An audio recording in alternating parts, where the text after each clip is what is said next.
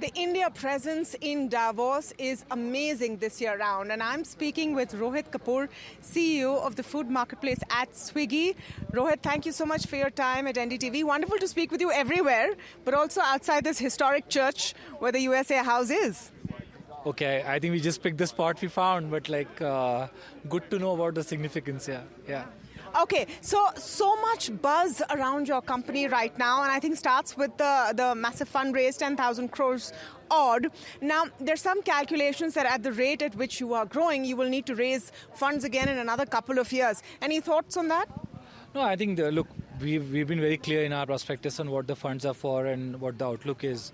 I think we are sitting on in food delivery, which is already profitable, which I'm throwing cash from the business, quick commerce, which is obviously a very, very large opportunity. So this is capital, which is in some sense gives us runway we always had, so that was never an issue. It gives us the strength to be very competitive in this market. And regarding another fundraise, I think there's no discussion, nothing on the horizon at all. The reason why that discussion and that question comes about is because of the increased competition. You're now going to have one more, not food tech, but quick commerce player that's going to get listed. Recently, JioMart claimed it was the second largest e-commerce player. Just on the competitive landscape, do you see this as becoming tougher and tougher? Look, I think fortunately, we were always born in competition, right? If you look at our origin as a company in food delivery, we were I think there were 8-10 players in the market, and that was not too long about 10 years back. If you even look at 5-6 years back, there are three credible players in the market. So competition is something which is there. Any sector which is this attractive and this large, competition is bound to come in. The good news is, if you look at the quick commerce as a category, the total addressable market is so huge that it is not our worry or focus. The focus squarely always remains on what are we able to do for the customer in terms of convenience, what product lines we can add. Just look at where our product line has gone from about, say, 6,000-8,000 SKUs barely 18 months to 24 months back to almost touching 50,000 plus now, right?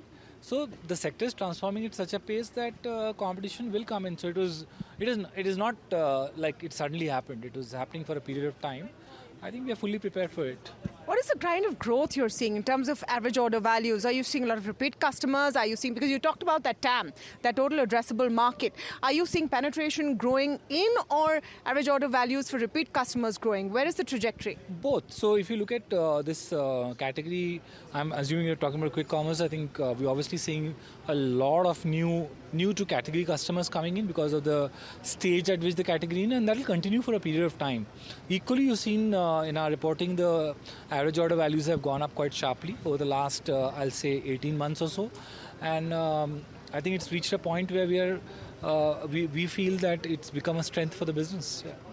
What is the path to profitability looking like? I know this is a question that maybe we never get tired of asking, and I don't know if you get tired of hearing.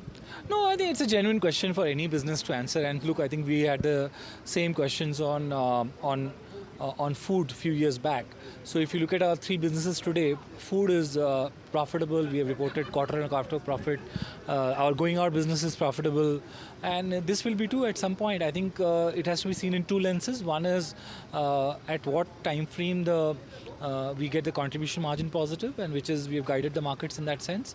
Second, I think is a question of how forward invest we do in terms of either store expansion or marketing, and that's a lever which will go up and down depending on different cycles of the business. So I do feel the path to profitability is there, right? The timeline I won't hazard a guess, but it's good to be in a market which is growing this fast and can there are very few sectors in the world globally, I'll say, where this kind of opportunity exists to build a large business. And lastly, I think the big talking point around your space has been gig workers, 10-minute deliveries. I think you have also changed the rules for Bolt, or the timings for Bolt, have you, as a result of this whole 10-minute directive which came from the Labour Ministry? There's no directive, first of all, right? I think if you look at I think overall, if you look at the sector, right, this is truly emerged at I'll say the third pillar of livelihoods in India. Like if you look at the formal employment sector where people go to work for a year, lifetime, whatever, that is well understood. Then there's self-employment, which is a lot of people, and I'm not talking about large businesses or startups. I'm talking about the day-to-day millions of businesses which people start in the country, right? I think this truly has emerged as a third sector, third pillar, which is flexible employment, and it's a very important pillar because in our country we need all avenues of livelihood to fire, whether it is this, whether it's jobs in the manufacturing sector. I think more power to everyone, honestly. Having said that, I think the premise of quick commerce is always based on two principles. Three, actually. One is store density. So where do you live? I live in Mumbai. Mumbai. Chances are wherever you live, one of the quick commerce companies will have a store within half a kilometer where you live. Fair? Right? Second is technology. If you ever go inside a pod, right, you may wonder when you order 10, 12 items, how can it happen that it gets packed in 10, 12 minutes? 2 minutes or 2.5 minutes or 3 minutes, right? There's extensive deployment of technology in which I can say from a global standpoint, India is a leading quick commerce sector globally. I think that's something that all our citizens enjoy as a service, which is available in very few countries. Right? Third is distances. So since it's coming from a short distance, it takes less time. Right? Those are the three ways this is constructed, and this is always going to be that way. No, so companies, you're saying, are not incentivizing delivery workers to go faster? It's not exploitative because that's the charge. You cannot go faster. You look at our cities and the traffic, right? And we know the average speed in most cities. So it is a theoretical construct to say that you can go faster, right? Look, there's a element around, how people operate in traffic in India. I think that's an overall national problem, right? And to select out any set of workers, especially, I think I won't say it's unfair, it's just, I think, a selective discussion. Because overall traffic discipline in India needs to improve, and I think there's a lot being done. So, for example, we do, I think, dozens of collaborations with city police teams, right, on road safety, on, encouraging workers to follow rules. We've launched, we came out with our own helmets which are much cheaper, right? ISI standard, much cheaper than the market, so that people drive safely. There's a lot being done there, right? So I don't think in India, given the traffic in the metro cities, right, you are going to have any model which is built on fast driving, let's say. It's because simply not possible. But isn't it a good thing that there is focus on gig workers and their welfare and well-being? So we always had the focus, right? Because no, and it's not altruistic in nature only. It is genuinely, we feel we see that as a very strong pillar on which the business is built, right? It's undeniable, right? And so we always had the focus. We had large amounts of, over time we have incrementally built welfare features which are quite unique. The insurance is available for most workers. I think just last year, I think we would have paid out at least 25 crores of, as in the insurance companies which we have paid premiums to, would have paid out 25 crores in insurance premiums to, and that's, I'm not saying that we are doing a lot.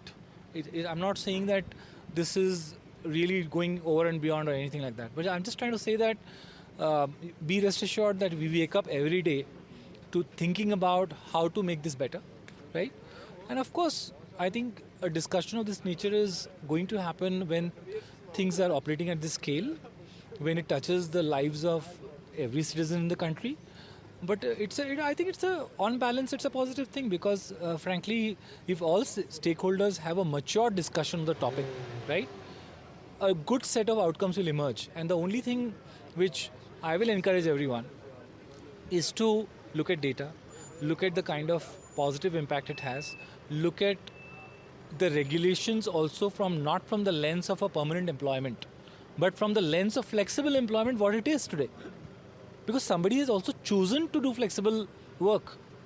And it is true that for some it may be the only alternative, but for many, there are other alternatives available. We never assume for a moment that this is the only thing that person can do. We always assume there are 10 options a person has in the market in terms of where they want to earn their livelihood, and we have to compete in that market to get their attention, to get their time.